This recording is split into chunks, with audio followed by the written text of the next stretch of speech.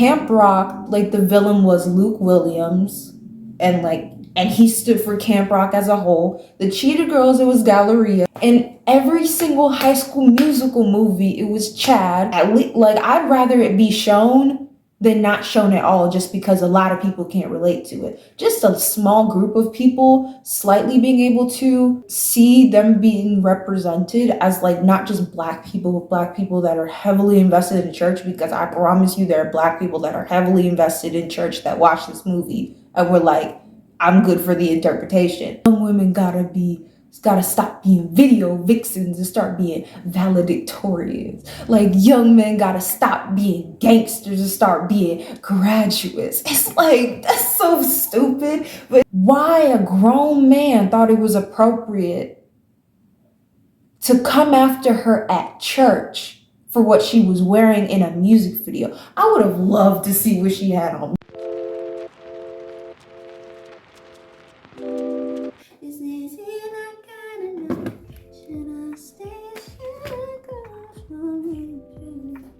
Is it gonna be me? Yeah. Is it gonna be me? Yeah. Is it gonna be me? Yeah. You know what we're gonna do? We're gonna pretend my nails don't look busted today. Okay, but hi. You're comfortable in your chairs and your favorite snacks and your favorite thing, because we're about to get started. I'm gonna be giving an opinion on why Let It Shine. Let It Shine is arguably, and I'm about to argue it, the best Disney Channel original movie they got. But it's the best. To me, it's like Let It Shine and then Starstruck. They're just top two. Those are my top two. So I'm gonna be explaining why Let It Shine with Miss Coco is the best. Number one, versatility in music. You can't, like, I was scrolling through Twitter and somebody that I follow was like, I was just listening to the best song on Let It Shine. I'm gonna post it here if y'all can see, but it's like, I was listening to the best song of Let It Shine, and literally the comments were literally people talking about any and every single song on that like soundtrack. Then literally every single song is so good, and music is literally important in the movie too. So it's like, it's the meaning of like different genres and the subplot of the movie. You got gospel, you got rap, you got R&B, and it shares and encourages songwriting and originality and touches on like vocalizers and stuff, and just like a lot of like editing, and it's surrounded by music. You cannot say that it's literally just one consecutive genre of music. It's filled with all different kinds, and there are at least like 2 other Disney Channel original movies that do that, but like not as good as this one. It's not as good. Number 2 is diversity. This was an entirely black cast. And no, it's not like it was a mix of types of black people, which is good, but it was just straight up black people, dark-skinned black people. The only exception was like Leila, and like she was like Roxy's manager and guardian, and she wasn't part of the whole community. There was a lot of things that she was out of touch with, so it was like the cast was black. Like, no other Disney Channel original movie has like this much black diversity. This is not to like discredit Raven, Keely Williams, Monique Coleman, Jasmine Richards, Roshan, Matthew Finley. Like, it's not to discredit them, but like, it's just acknowledging that like in most of these cases where it's like DCOMs, they're the only black people in the movie, where it's like token, they're like token black, whereas like this one was filled with black. So you would say that like Leila was like the outlier. And like, it's important because in a lot of other movies that these people were in, black people are seen as the negative person, and in this movie they were both. So it's not like you can say that like, oh, there's one black person in the movie, but that one black person in the movie is the reason or the cause for all the destruction. Like, if that makes sense. Like, it's like we could see black people as like the people who were doing it, the villains, but then also the people that were trying to make a change. Like in Let It Shine, it was Levi. Levi was like, how y'all gonna both be living a lie, but your name is gonna be Truth? Like, how that gonna work out? So like in Camp Rock, like the villain was Luke Williams, and he stood for Camp Rock as a whole. The Cheetah Girls, it was Galleria, because she was the one who wanted everybody to be doing stuff and nobody wanted to do that. She was painted as the villain.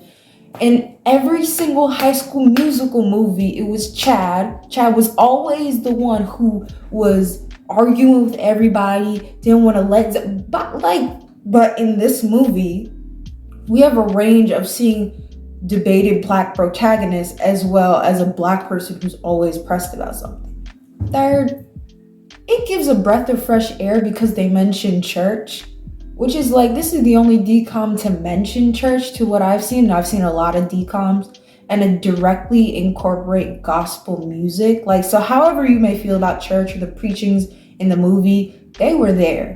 And for a lot of people or children that were Black and how church was their life, it was an amazing representation of both sides of that. And at least, like, I'd rather it be shown than not shown at all, just because a lot of people can't relate to it. Just a small group of people slightly being able to like see them being represented as like not just Black people, but Black people that are heavily invested in church, because I promise you there are Black people that are heavily invested in church that watch this movie and were like, I'm good for the interpretation.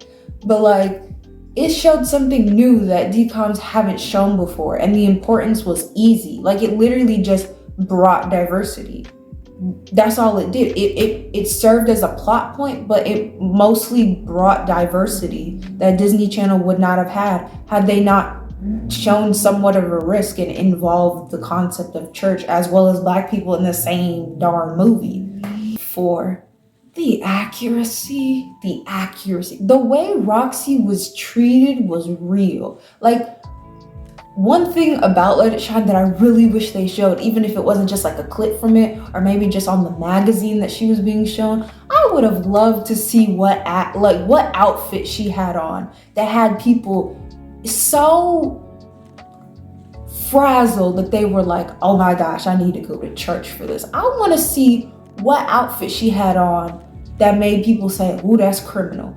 I want to see what outfit she had on,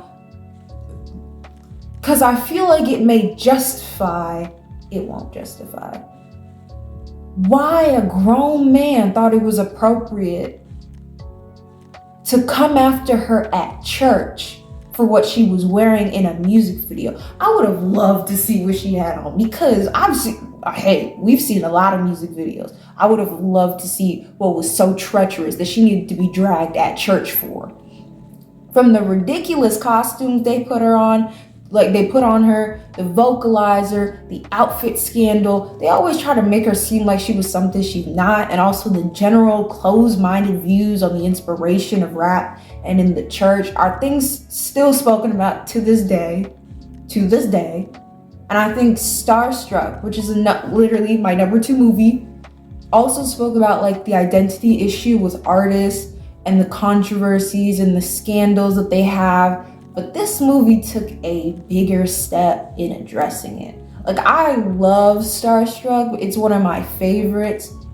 But aside from the industry accuracy, they also made each and every character relevant and made the setting, Atlanta, a character in the movie. It was extremely, like, please name a movie, a DCOM, where every single character is properly motivated and they're all relevant for different reasons. Levi was relevant.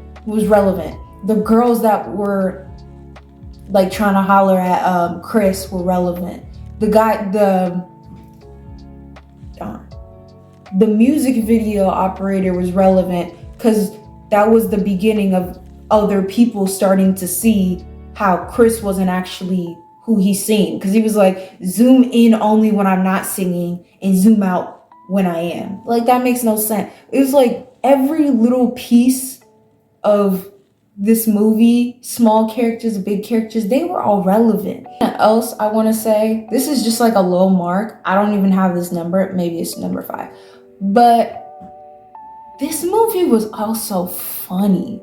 Like that whole scene in the church where he's talking about young women gotta stop being video vixens and start being valedictorians. Like young men gotta stop being gangsters and start being graduates. It's like, that's so stupid. But like the whole movie was just, it was filled with funny moments. When Chris was freestyling, he was like, I love girls, even the uglies. It's like, who says that? Like, but he had the funniest moments that I've ever seen in like a DCOM. Like, I'm gonna say again, the second funniest movie to this for me was Starstruck. Like, was Jessica in Starstruck, because she was so funny for no reason. 6, lastly, the plot in of itself. Yeah, I know it's based on like, I think it's a Greek tragedy. It's like Cyrus's. Don't quote me on it. As I said before, who could be interpreted as the bad person in the movie depends, but it still calls out both parties. It doesn't just give, like, Chris wasn't the only bad person in this movie because he knew that he could manipulate Cyrus into getting him to lie for Roxy. Like, Leila wasn't the bad person in the film because she wanted Roxy to be someone that she was not, even when she was supposed to be looking out for her. No, like, there isn't really a bad person in the movie.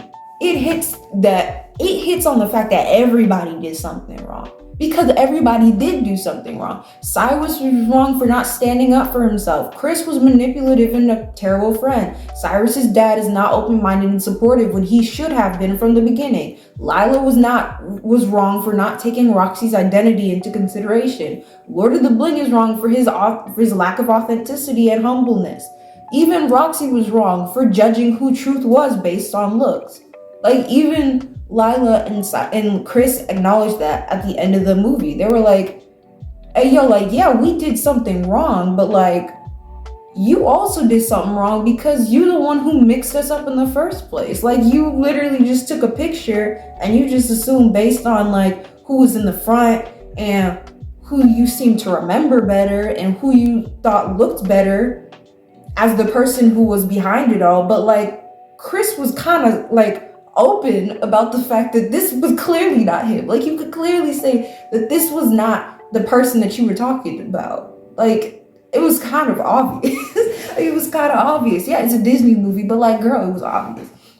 Like, everybody did something wrong. Even Leila at the end admitted, I mean, it's show business, but like, y'all still did something wrong. It just happened, like, everybody at the end of the movie, they were just like, let's just start over. Like, at this point, Roxy was just like, let's start over. I gotta hide. Like, because this whole thing has been crazy and we both did something wrong, so we might as well both apologize for it. Like, just, why not?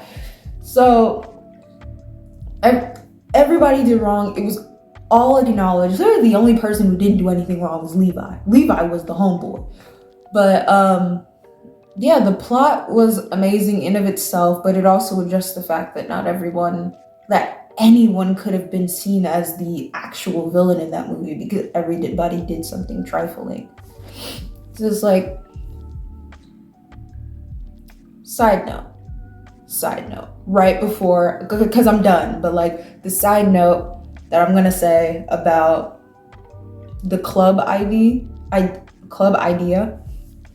that club seemed like an amazing thing. Maybe it's because of where I am. There aren't a lot of like teenage lounges and clubs, but like, that just seemed like such a good idea. Like, yeah, obviously it got a lot of cons of like, oh yeah, you telling me that we shouldn't be on the street, we should all take it to this one place, but then everybody just go bring that street stuff there. But like, the club concept was dope. Like, in the right areas, a place where kids can go, like a lounge, like a place for kids on the street to stay off the street. Like, That's a good idea, because Levi didn't condone fighting in the club either, which is what he acknowledged when like Chris and Cyrus were fighting.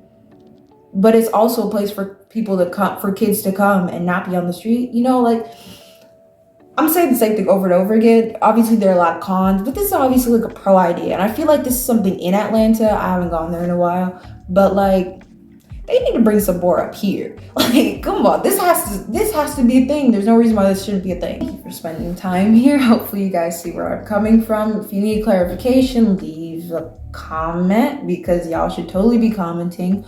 Like the video, subscribe to the channel, and I will try to talk and communicate if I can. I release content every Saturday, and I hope that your day or night is amazing. Bye.